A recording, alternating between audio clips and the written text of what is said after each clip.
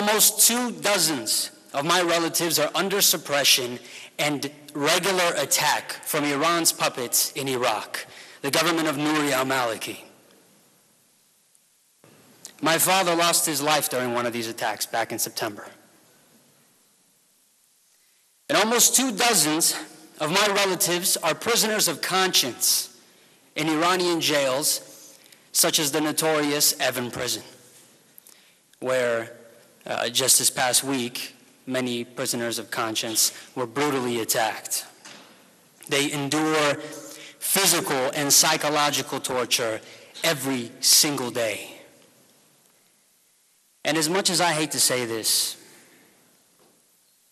I am distraught at the policies that this administration is pursuing vis-a-vis a regime which is not only responsible for the murder of my own father, but tens of thousands of Iranians and hundreds of Americans in Iraq, in Afghanistan, in Lebanon, and elsewhere, and brazenly nominates a murderer, a hostage taker, as the ambassador for the United Nations.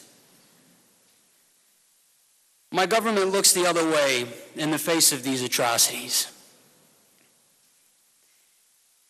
and extends an open hand of diplomacy to Iran. So it doesn't have to address Tehran's violations of human rights or sponsorship of global terrorism. But I think it's also important that we hear about what it is as our responsibility as Americans to a different group of Iranian dissidents. You heard reference in the opening to those who were attacked at Camp Ashraf, and we see the victims' pictures here. The dozens of people who were killed in that attack. But this is not one attack. This is a series of attacks that has taken place in Iraq. And we're also going to hear later in the program from someone who knows the situation on the ground in Iraq for those 3,000 Iranian dissidents who are imprisoned in what is ironically called Camp Liberty. And I say this has to be a concern of ours because the United States government, when we went into Iraq, got the residents of then Camp Ashraf to lay down their weapons and to turn over their weapons to the U.S. government in return for promise of protection. Well, that promise, as soon as the United States left, has been violated over and over again. And so I think it is important for us as Americans to recognize that we have a responsibility here as well.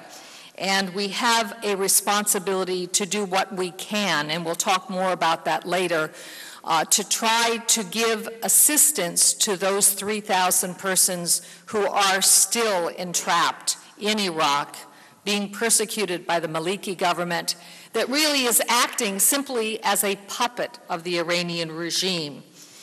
It is a travesty and I think a stain on the reputation of the United States. Current Iranian regime is not only, it's certainly a threat to the well-being of Iran, it's certainly a threat to the well-being of the entire Middle East, and it came home to me, certainly, and I think to all of you, the threat that it's not only to Iran and the Middle East, but to America, to our country, and really to the world. So I thank you individuals for bringing that message to us, for bringing that wake-up call to us today. And we look at the people of Iran, even to get to that point, they need to have freedom, prosperity, have the great jobs that you can work for, and you have to have peace. And we're not going to get peace until we get rid of the evil we have there.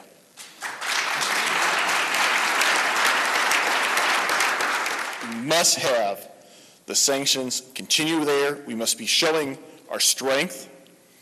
And if we look back at what the president said, he always would talk about something, change we can believe in. So I want to see from this administration the change I can believe in so we can get rid of this evil in this country. It's about time we all stand up for human rights. I am very sorry about your loss that you suffered at Camp Liberty.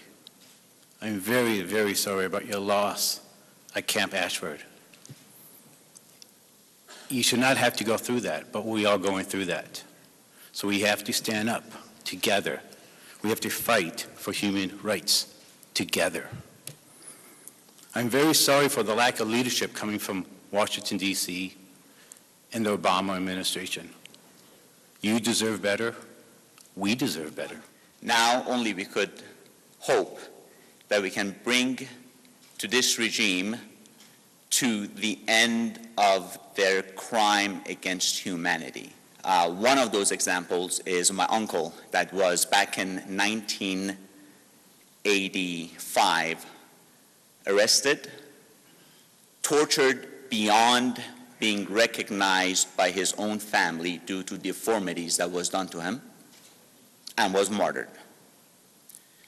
20 years after that, about a few years ago, both his sons, my cousins, are now in jail with their wives.